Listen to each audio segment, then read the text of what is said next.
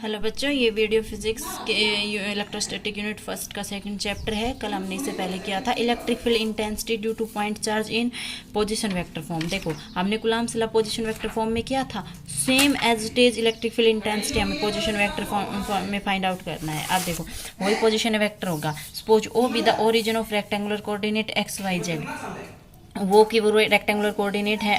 O A R1 position vector Q1 charge का हो जाएगा, R2 position vector B2 charge का हो जाएगा। ये Q1 चार्ज है, ये दूसरा चार्ज Q0 चार्ज मानना है, क्योंकि हमें electric field intensity find out करनी है, इसलिए Q0 चार्ज लिया है। और ये इनके बीच की डिस्टेंस R12 हो जाएगी। ठीक है, इस साइड डिस्टेंस। अब वही करना है सारा। सपोज ये एक रेक्टेंगुलर कोऑर्डिनेट है, Q चार्ज है, Q0 चार्ज है, वही triangle law of vector addition लगा देंगे, हमें R12 हो जाएगा, R2 माइनस R1 हो जाएगा। और इन दोनों चार्ज के ऊपर कौन कौन से चार्ज के ऊपर, Q और Q0 चार्ज के ऊपर कूलम्ब्स फोर्स लगा देंगे। कूलम्ब्स फोर्स लगाते ही और इनको पोजिशन वेक्टर में लिख देंगे। R12 को क्या लिख देंगे, R2 माइनस R1। और देखो, ये यूनिट वेक्टर है, इसको तोड़ के और complete vector upon magnitude of vector, तो मैग्नीट्यूड वेक्टर में क्यूब हो जाएगा और ये कंप्लीट वेक्टर बच जाएगा। और इसको हम ऐसे लिख देंगे। और इसको अब electric field intensity find out करनी है, तो इलेक्ट्रिक फील्ड इंटेंसिटी का फॉर्मूला क्या होता है, डेफिनेशन क्या होती है, force upon test charge.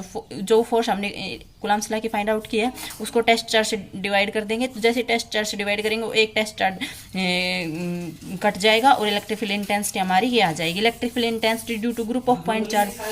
Coulomb's law हमने ग्रुप ऑफ चार्ज के लिए फाइंड आउट किया था ना, force equal to F1 plus F2 plus F3। उसी तरीके से इलेक्ट्रिक फील्ड इंटेंसिटी हम फाइंड आउट कर लेंगे ग्रुप ऑफ चार्ज के लिए।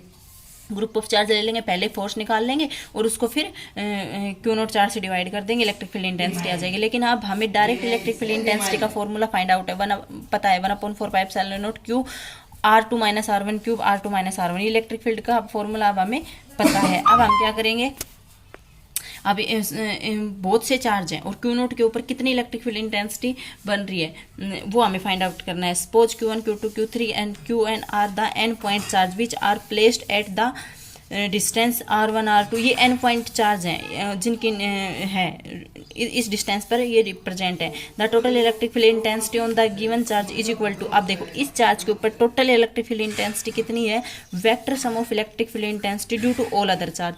सारे इलेक्ट्रिक फील्ड इंटेंसिटी को वेक्टर सम कर देंगे। अब E1 किसके इक्वल आ जाएगा, Q1 R1 के स्क्वायर, R2 के स्क्वायर, R3 के स्क्वायर, डॉट डॉट En किसके स्क्वायर आ जाएगा, Rn के स्क्वायर। सभी को ऐड कर देंगे, 1/4πε0 कॉमन आ जाएगा। अब Q1 और ये Ri बच गया। अगर इसी को हम पोजीशन वेक्टर में फाइंड आउट करेंगे, नेक्स्ट टॉपिक आपका यही है, electric field intensity at any point due to group of point charge in position vector form. तो इसको पोजीशन वेक्टर फॉर्म में फाइंड आउट करेंगे। तो देखो, ये है क्या है, ये इसका डायग्राम है, रे डायग्राम। और इसको फाइंड आउट कैसे करेंगे, देख, the total force acting on given charge is equal to the vector sum of individual force on the given charge by all other charges. वही हो, क्यू चार्ज, ये चार्ज है, ये पोजीशन वेक्टर है, O से है, X Y Z rectangular coordinate हो गए। टोटल फोर्स कितनी एक्ट करेगी, ये एक्ट करेगी। अब F01 किसके इक्वल आ जाएगी, देखो F01 फोर्स है ना, इलेक्ट्रोस्टैटिक फोर्स, तो यहाँ पोजीशन वेक्टर क्या आ जाएगा, 10। यूनिट वेक्टर क्या आ जाएगा, 10। एन फोर्स निकाल लेंगे, सभी को ऐड कर देंगे। और जैसे ही सभी को ऐड करेंगे टोटल फोर्स आ गई। वो उस फोर्स का फॉर्मूला क्या आया, R2 माइनस RI क्यूब, ये आ गया। अब ये फोर्स आई है और इसको किससे डिवाइड कर दो, Q0 चार्ज से डिवाइड कर दो, ये इसका पोजीशन वेक्टर आ जाएगा। अब उसके बाद आपकी आती है, ये मोस्ट इंपॉर्टेंट टॉपिक है, some important property of electric field line या फिर electric line of force. Electric line of force are discontinuous curve. Discontinuous curve होती है। डिसकंटिन्यूस कैसे होती है, ये पॉजिटिव से स्टार्ट होती है और नेगेटिव में चली जाती है। अगर यहाँ पे एक पॉजिटिव चार्ज है और यहाँ पे एक नेगेटिव चार्ज है तो पॉजिटिव से निकलेंगी और नेगेटिव में चली जाएंगी। ये पाथ विजिबल नहीं होता इनका, ये पाथ ये शो नहीं करती। तो ये कैसी कर्व है, डिसकंटिन्यूस कर्व है। They start from surface of positive charge, ये पॉजिटिव चार्ज से स्टार्ट होती हैं और एंड कहाँ पे जाके खत्म हो जाती है, नेगेटिव चार्ज के ऊपर हो जाती है।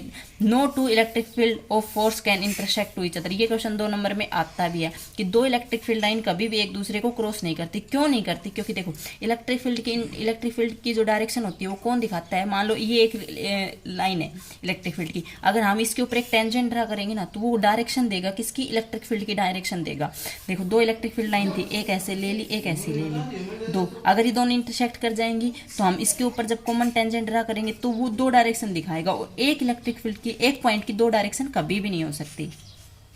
तो इसका क्या आंसर आएगा, कभी इंटरसेक्ट नहीं करती। क्यों नहीं करती? This is because at the point of intersection, जहाँ पे वो इंटरसेक्शन कर रही है, we can draw a tangent, हमने उस पॉइंट पर एक टेंजेंट ड्रा किया अलोंग डिफरेंट डायरेक्शन, अलग अलग डायरेक्शन में। They show the direction of electric field intensity at that the same point, उस पॉइंट पर वो दो डायरेक्शन में इलेक्ट्रिक फील्ड इंटेंसिटी की डायरेक्शन दिखा रहा है।